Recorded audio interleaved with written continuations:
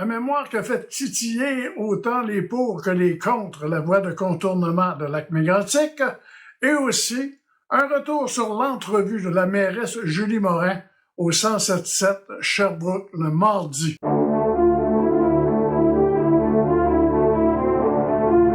Bonjour, ici André Lapierre pour ma webtv.info.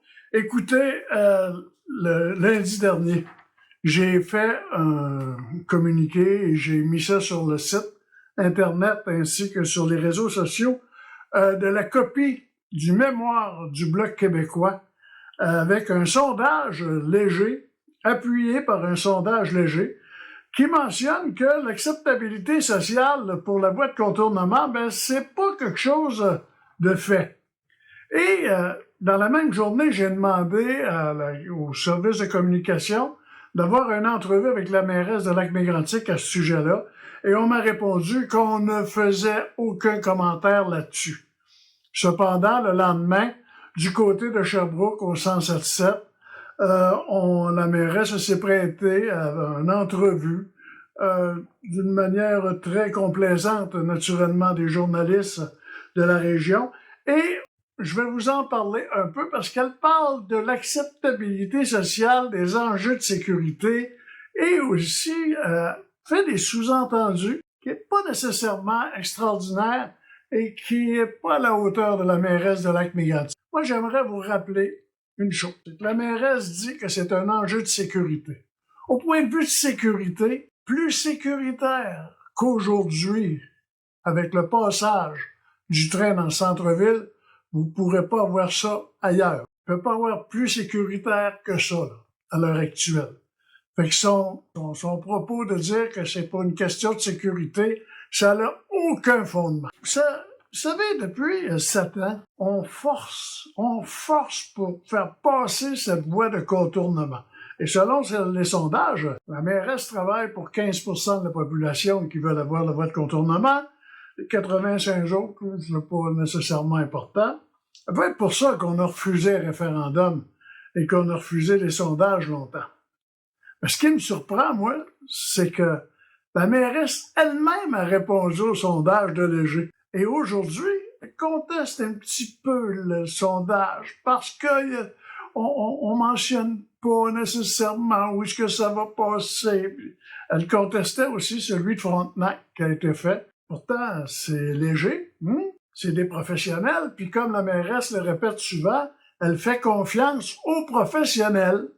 OK, autant de Transport Canada et les autres. Fait que je pense qu'elle devrait faire confiance aussi à la firme de sondage léger. Moi, j'ai trouvé un article. Vous savez, quand on pense pourquoi on veut absolument une voie de contournement, ça peut pas être à cause d'un enjeu de sécurité et ça peut pas non plus être à cause de gens qui sont traumatisés. Après 13 ans, il peut encore qu'il y ait des gens qui soient traumatisés par ça. Mais il y a des ressources pour eux.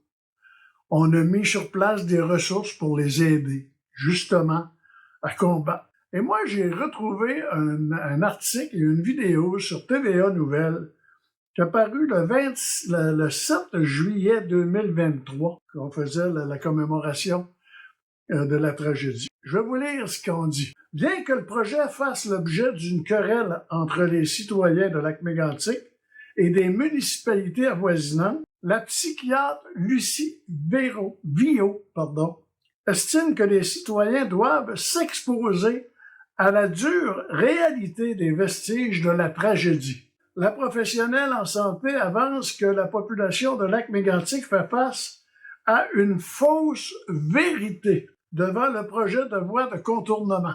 Il y a un effet persuasif très fort, tant pour vendre un projet que pour influencer la population. On a fait mal à la population pendant 10 ans parce qu'on a alimenté sa peur. On lui dit « le train est pas bon pour toi, le train est pas bon pour la santé mentale », a-t-elle précisé en entrevue avec Mélissa Fauteux de TVA. Bon, encore une fois, si la mairesse fait confiance aux professionnels et aux experts, vous devez faire confiance à cette personne-là. Puis cette personne-là, elle dit que le conseil municipal, Transport Canada et les gens ont maintenu les gens de Lac-Mégantic dans la peur afin de faire passer un projet de voie de contournement. Écoutez, moi je pense que faudrait savoir pourquoi. Pourquoi absolument avoir une voie de contournement?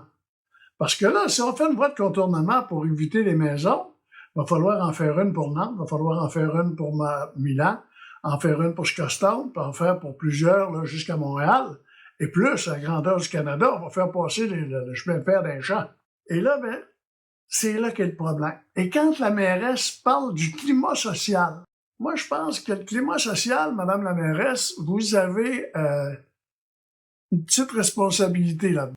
Je dirais peut-être même plus qu'une petite responsabilité là-dedans. Mais là où ce que j'ai trouvé votre entrevue un peu, vos commentaires un peu bas, je dois l'avouer, c'est quand vous mentionnez que Sylvain Côté, vous faites un sous-entendu en disant que Sylvain Côté a acheté son terrain après que le projet, le passage a été accepté, et que Mme Bélanger, elle, c'est vrai que Mme Bélanger, elle a souffert, elle a perdu des proches, elle va se faire décrisser son terrain, puis pas à peu près, mais on dirait que vous voulez mener la cisaille entre M. Côté et Mme Boulanger, et c'est tous des gens qui font partie de la coalition. Et moi, je trouve ça un peu bas, là. Je pense que votre stratégie d'essayer de mettre la pagaille là-dedans, coalition des victimes collatérales, pardon, je trouve ça beau. Fait que, écoutez, je pense qu'il faudrait peut-être à un moment donné vérifier quels sont réellement le pourquoi de vouloir autant une voie de contournement à Lac-Mégantic, quand on sait que, point de vue sécuritaire, c'est ce qu'il y a de plus sécuritaire au moment où on se parle, c'est que ça passe dans le centre-ville. Là-dessus, bonne semaine.